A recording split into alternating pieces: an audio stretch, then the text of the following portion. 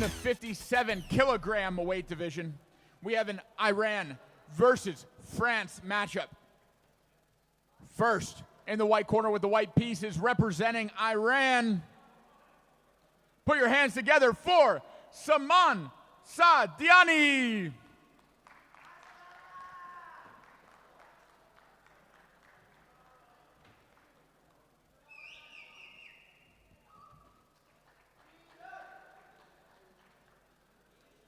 And in the black corner with the black pieces representing France.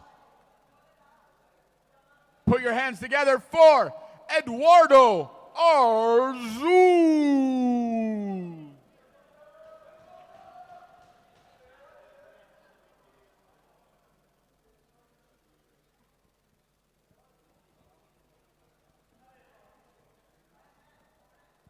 France to the stage. Eduardo, here he is making his way.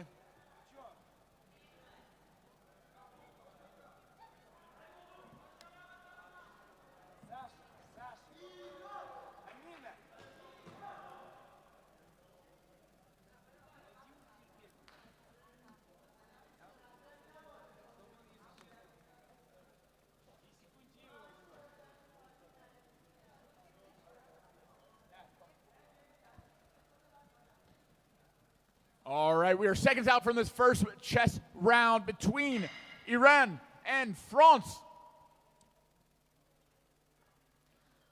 The Iranian team have a very nice lineup this year with several juniors, but also, as we can see now, one adult in the main event, playing fast in the opening. We have that fianchetto structure again, man. That's insane. I think we've had it every other game. Nice King's Indian defense for black. It could be an opening for chessboxing, maybe fianchetto. Strong structure for white as well, and just developing your pieces. That's what you want to do. Castling is done on both sides, so that's very good. And now black is gonna fight and contest the center. Because white has a bit of the center more than black, so they're going to try and fight that. Knight to g5, probably going to continue with taking up more center space. And black countering that with their own taking space on their own on the queen side. That's also a way to develop your bishop. It's a nice square, again, like sort of fianchetto. So we have both bishops that are a bit hidden for now, but they could open up very nicely on those diagonals. And again, a pair of bishop for the black side, which I appreciate. But now you see the queen coming in from the white side, probably a sign that they want to attack. Let's see if that works out for them. Again, as we said, the fianchetto is usually a very strong structure. And yes, you see the combination of the knight and the queen trying to do some damage. So a lot of pressure building on that e4 square. The black pawns starting to mount. And now we see a forcing move. Uh-oh. Ooh, and you can see that white knew exactly what they were doing. They have this combination of knight and queen on the king side and attacking pieces.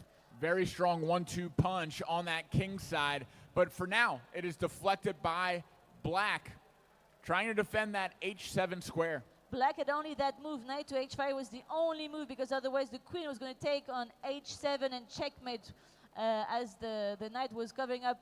And yes, black saw it. There was a hanging knight. The g5 knight was not protected. Again, that is always a theme on protected pieces. You always look out for them.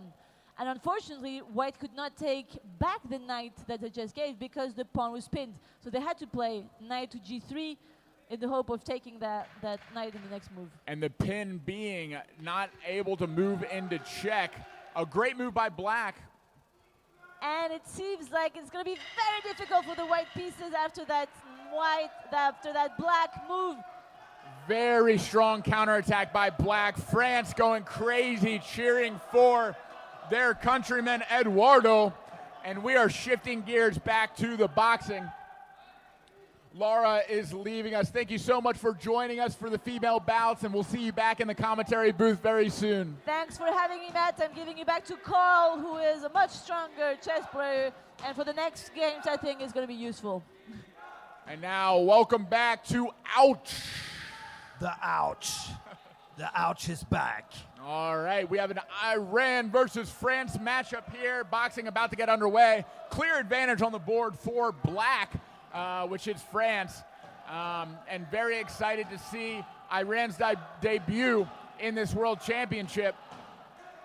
I saw it was quite double-edged, but yeah, he kind of found, out of all the chaos, he found order. So we're going to see what's happening on the boxing. And not just order, but advantage.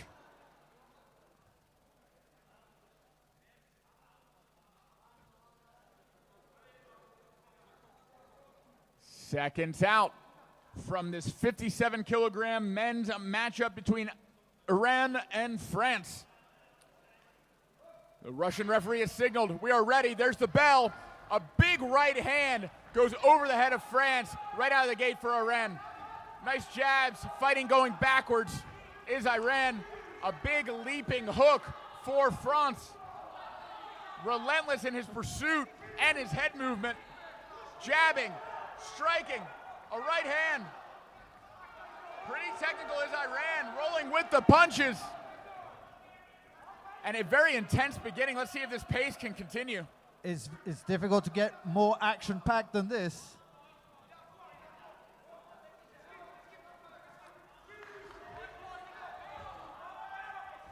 Referee telling the coaches to chill out a little bit. A right hook lands for France. Iran up against the ropes. France throwing punch after punch. Same head movement reminiscent of earlier, that Mike Tyson bending at the waist, baiting shots, coming back with big hooks. Another right hand lands. Uppercut goes just short. A brief break in the action. Heavy breaths from both fighters. Not hesitating to have a very square stance. It really is a Mike Tyson style, isn't it?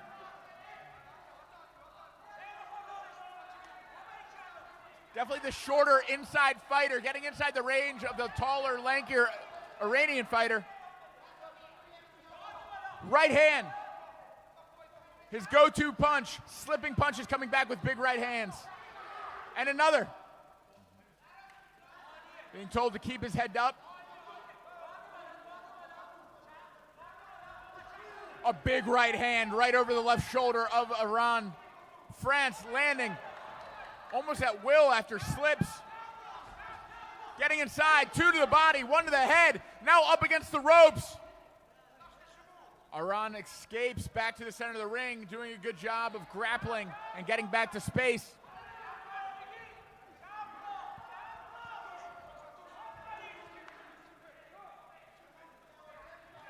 I would not try to do this at 90 kilograms. This is a very low weight class, usually meaning faster, quicker, lighter punches. Although there does seem to be power in the right hand of France. So Kamel is especially invested in this fight because Eduardo went to his house for a week specifically to train for this championship. I love it. Still getting inside, looping punches, looping around the grapple. Punches in the clinch are allowed. Another right hand lands on the chin of Iran. A good deflection by Iran, staying alive. There's the bell, making it back to the board. But a clear victory in that boxing round for France. Much higher volume, much more aggression, controlling the center of the ring, missing shots and landing many of his own. A great round from France.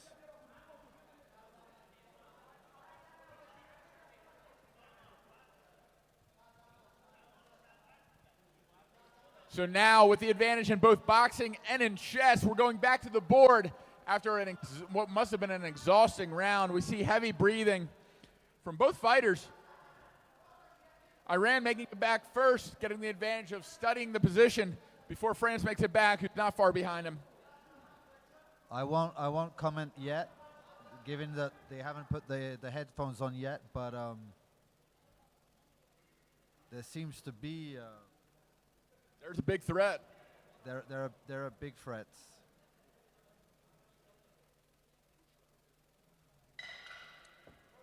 All right, the headsets are on. There are not many squares for that queen. He sacked the queen.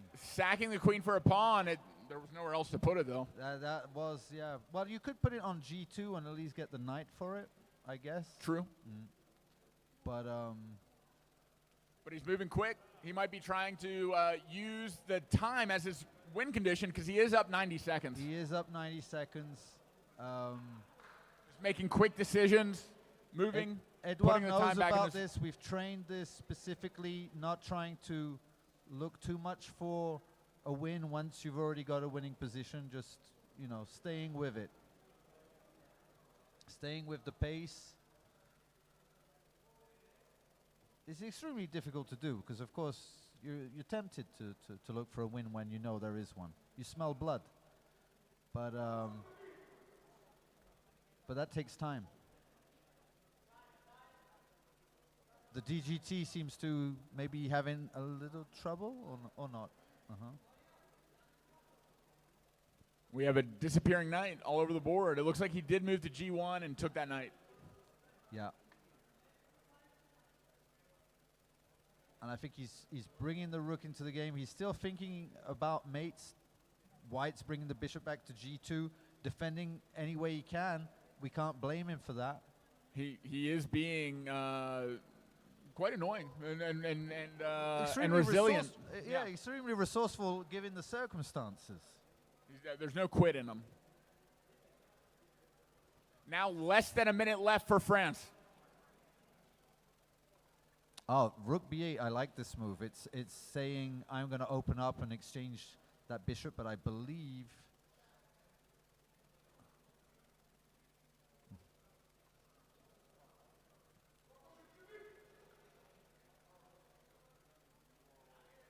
Eduardo really now has to pick the pace up. Yep, 40 seconds it's left. Plenty of opportunity to win.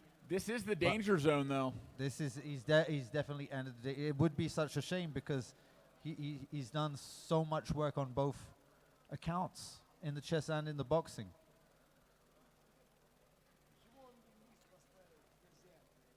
Interesting king move. I think just trying to keep time. He's only playing with one piece. He needs to get the other pieces into the game as soon as That's he right. can. I would have liked to see c5 there, opening up the bishop, another attacking lane. Now he's going defensive. It's counterintuitive. He realizes the problem he's having. I think he's getting caught up that he's low time and just trying to move quick and not really thinking about ending. There's 10 seconds left.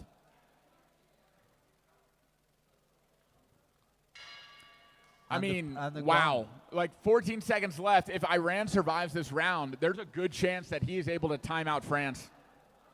Yeah. Make that 12 seconds.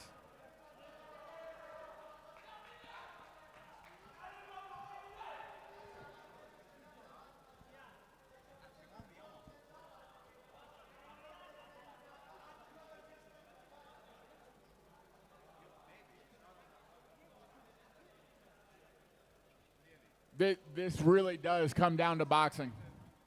That's right.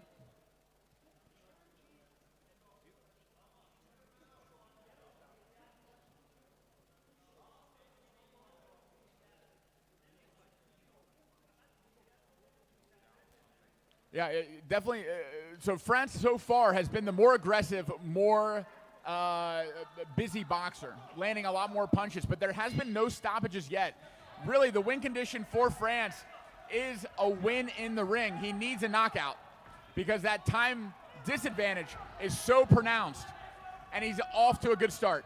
He's chasing him. Iran doing a great job with footwork and circling. Amazing footwork going around the ring. And a really clean jab.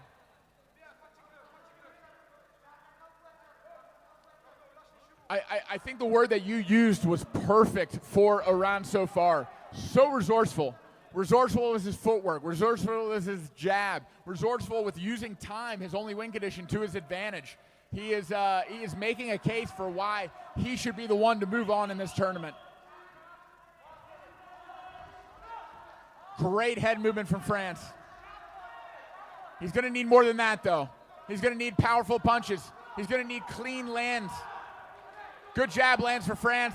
Can he follow it up?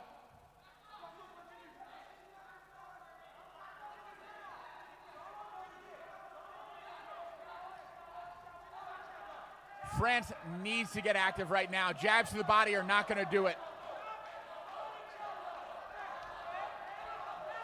France chanting the name of those countrymen, cheering him on, knowing that he needs a knockout.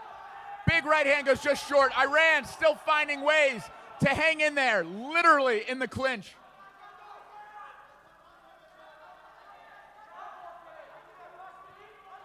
Iran with beautiful jabs, keeping his opponent at bay, circling outside, getting back to space.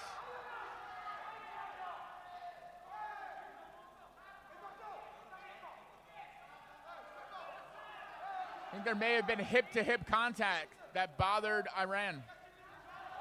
A nice jab. Another.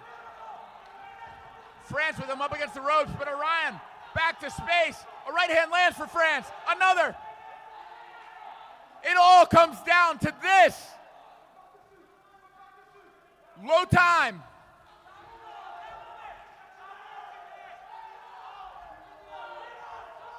Another jab for Iran. There is no quit in this man. A warning just takes up time for France. Another right hand. They're starting to be gassed. He's losing gas. He's throwing everything he has, but he's not finding the mark. A right hand lands. A left. Iran defending.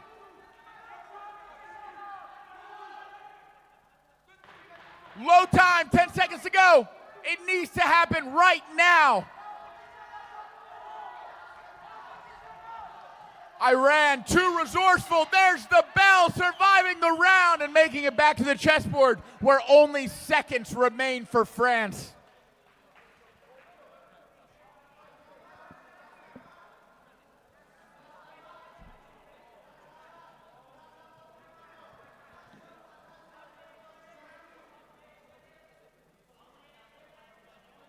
Well, we know exactly what Black needs to do. The question is, will he do it? He is not allowed to think. He can't run up the time, so he definitely has to mate.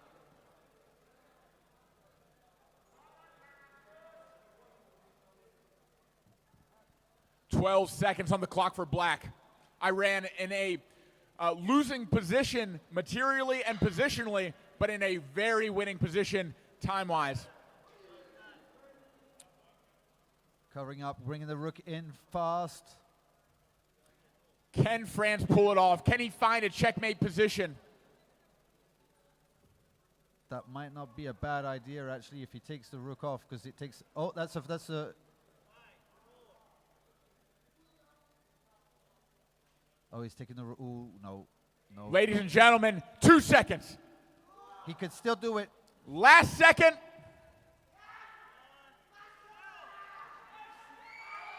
And there it is. Iran holds on. Finding resources, staying alive, and timing out his French opponent in an incredible match. It was indeed. I felt sorry for Eduardo. But that is the name of the game.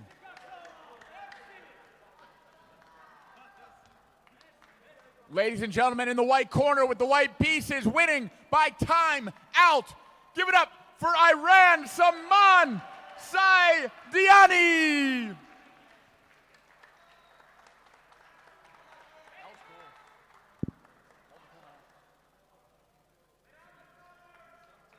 And a battle of the generations, too. Yeah.